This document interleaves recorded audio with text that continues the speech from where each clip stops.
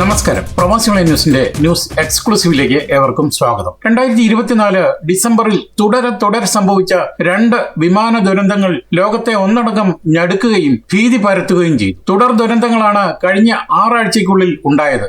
അതുകൊണ്ട് തന്നെ വിമാനയാത്ര ഇപ്പോൾ പലർക്കും ഒരു പേടി സ്വപ്നമായി മാറുകയാണ്. വിമാനയാത്ര സുരക്ഷയെപ്പറ്റി പോലും യാത്രക്കാർ ഇപ്പോൾ സംശയം പ്രകടിപ്പിക്കുന്ന നാളുകളാണ് കടന്നു പോകുന്നത്. കസാഖിസ്ഥാനിൽ വിമാനം 2ആയി പിളർന്നപ്പോൾ ദക്ഷിണ കൊറിയയിൽ സെക്കൻഡുകൾക്കുള്ളിലാണ് വിമാനം തീഗോളമായത്. ദിവസങ്ങളുടെ ഇടവേളകളിലാണ് ഇത് രണ്ടും സംഭവിച്ചത്. 2 ദുരന്തങ്ങളിലായി അന്ന് നഷ്ടപ്പെട്ടത് 200ഓളം ജീവനുകളാണ്. കസാഖിസ്ഥാനിൽ അസർബൈജാൻ എയർലൈൻസ് വിമാനം തകർന്ന് 38 പേരും 4 ദിവസത്തിനു ശേഷം ദക്ഷിണ കൊറിയയിൽ ജേജു എയർ വിമാനം തകർന്ന് 179 പേരും മരിച്ചതിന്റെ ഞെട്ടൽ മാറി വരുമ്പോഴാണ് അപകടങ്ങളുടെ പരമ്പര വീണ്ടും ഉണ്ടാവുന്നത്. വ്യോമയാന ദുരന്തങ്ങളുടെ വർഷമെന്ന് വിശേഷിപ്പിക്കാവുന്ന തരത്തിലാണ് 2025 ആദ്യ മാസം കടന്നു പോകുന്നത്. ജനുവരി ആദ്യത്തിൽ ടോക്കിയോയിലുണ്ടായ തീപിടുത്തം ലോകത്തെ ഞെട്ടിച്ചു. ജപ്പാൻ കോസ്റ്റ് ഗാർഡിലെ 5 അംഗങ്ങളാണ് അന്ന് മരിച്ചത്. എന്നാൽ ജപ്പാൻ എയർലൈൻസ് വിമാനത്തിലെ യാത്രക്കാർ സുരക്ഷിതമായി രക്ഷപ്പെട്ടു. ദിവസങ്ങൾക്ക് ശേഷം ഒറിഗോണിലെ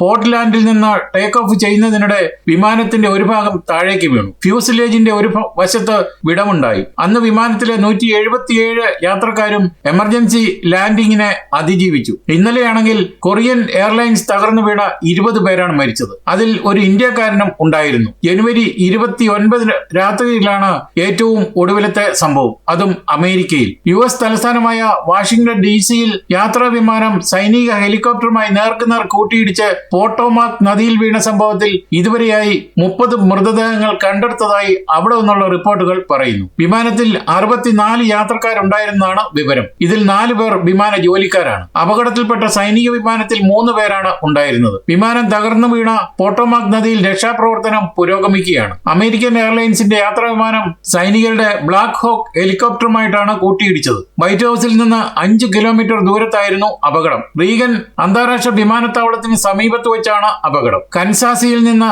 വാഷിംഗ്ടണിലേക്ക് വന്ന വിമാനമാണ് അപകടത്തിൽപ്പെട്ടത്. പ്രാദേശിക സമയം രാത്രി 9 മണിയോടെയായിരുന്നു ആകാശത്ത് കൂട്ടിയിടി ഉണ്ടായതെന്ന് ഫെഡറൽ ഏവിയേഷൻ അഡ്മിനിസ്ട്രേഷൻ പറഞ്ഞു. കൻസാസിലെ വിജിതയിൽ നിന്ന് പുറപ്പെട്ട വിമാനം റൺവേയിലേക്ക് അടുക്കുന്നതിനിടയിലാണ് ഹെലികോപ്റ്ററിൽ ഇടിച്ചത്. കൂട്ടിയിടി സംബന്ധിച്ച അന്വേഷണം നടക്കുകയാണ്. വാഷിംഗ്ടണിൽ നിന്ന് അടുത്തുള്ള വിമാനത്താവളത്തിൽ നിന്നുള്ള എല്ലാ ടേക്ക് ഓഫുകളും ലാൻഡിംഗും നിർത്തിയെങ്കിലും പിന്നീട് പ്രവർത്തനം പുനരാരംഭിച്ചു. 2009 ശേഷം രാജ്യത്തുണ്ടാകുന്ന വലിയ വിമാനാപകടമാണെന്നും റിപ്പോർട്ടുകൾ പറയുന്നു. അതേസമയം അപകടത്തിൽ എല്ലാവരും കൊല്ലപ്പെട്ടതായും റിപ്പോർട്ടുണ്ട്. അപകടത്തിൽ ആരെങ്കിലും രക്ഷപ്പെട്ടതായി വിശ്വസിക്കുന്നില്ലെന്ന് Washington fire and emergency medical services മേധാവി ജോൺ ഡോണലിയെ ഉദ്ധരിച്ച് വാർത്താ ഏജൻസിയായ റോയിട്ടേഴ്സ് റിപ്പോർട്ട് ചെയ്തു. ഒരാളുടെ മൃതദേഹം ഹെലികോപ്റ്ററിൽ നിന്നും കണ്ടെടുത്തിട്ടുണ്ട്. തകർന്നു വീണ അമേരിക്കൻ എയർലൈൻസ് വിമാനത്തിൽ റഷ്യൻ ഐസ് സ്കേറ്റിംഗ് ദമ്പതികൾ ഉണ്ടായിരുന്നതായും റിപ്പോർട്ടുണ്ട്. ഐസ് സ്കേറ്റിംഗിൽ മുൻ ലോക ചാമ്പ്യന്മാരായ യവ്ജീനിയ ഷിഫ്കോയും ഭർത്താവ് വാദീം നൗവോമും വിമാനത്തിൽ ഉണ്ടായിരുന്നതായിട്ടാണ്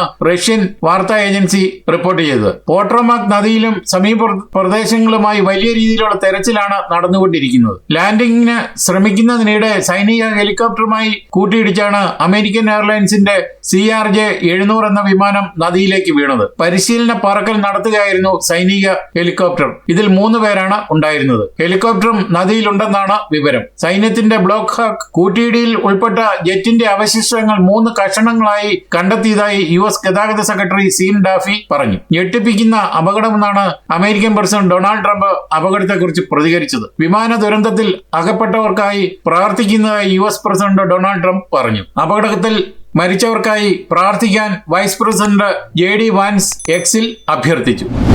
ഇതോടെ ഈ വാർത്ത എക്സ്ക്ലൂസീവ് ഇവിടെ പൂർണ്ണമാവുകയാണ്. നിങ്ങൾ നൽകി വരുന്ന എല്ലാവിധ പിന്തുണയ്ക്ക് ഞങ്ങൾ ഹൃദയപൂർവ്വം നന്ദി അറിയിക്കുന്നു. അതോടൊപ്പം കൂടുതൽ വാർത്തകളും വിശേഷങ്ങളും പറയാൻ യൂറോപ്പിലെ ആദ്യത്തെ മലയാളത്തിലുള്ള ഓൺലൈൻ പോർട്ടലായി പ്രവാസി ഓൺലൈനൊക്കെ സന്ദർശിക്കുക. അതുപോലെ തന്നെ ഞങ്ങളുടെ 2ാമത്തെ ചാനലായ പ്രവാസി ഓൺലൈൻ TV കൂടി ശ്രദ്ധിക്കുക. നന്ദി, നമസ്കാരം.